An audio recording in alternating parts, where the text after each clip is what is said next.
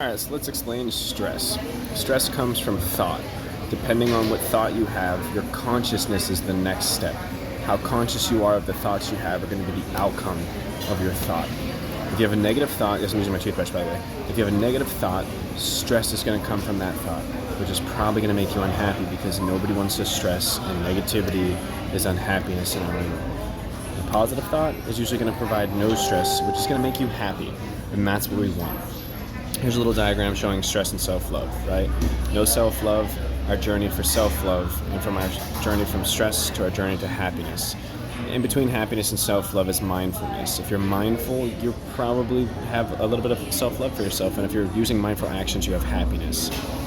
Now, you can still have no self-love and still be happy.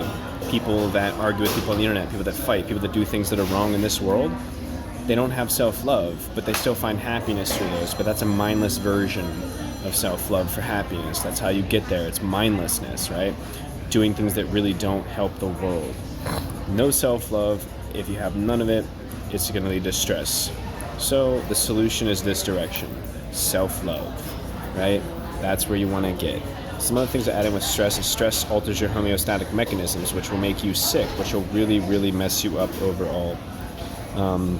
And they're here as like if one seeks to solve stress, they must practice self-love. Spend more time on yourself than you do your phone. Quit giving to others what you do not give to yourself.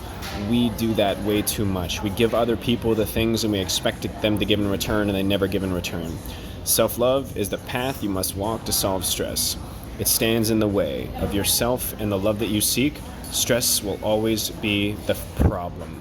If you love yourself, you don't have stress. Because are you going to keep yourself at a bad job? No, because you're happy and mindful, and you know you hate that job and you love yourself, so you can be mindful about what you choose to do in your life. If you don't love yourself, then you might stay at a job that's not a real version of happiness, and you know you're lying to yourself. You know, like, you know what, I don't want to stay at this job. It's because it's mindlessness. So practicing mindfulness is a good, helpful journey to self-love. They all tie back into each other. If you got stress, this direction please. You come over here, we're gonna have a happier, healthier, more mindful world. So self-love, remove and solve, get rid of the stress. If you love yourself enough, you're not gonna stay in a bad relationship that treats you like shit, because you love yourself enough to get out of it.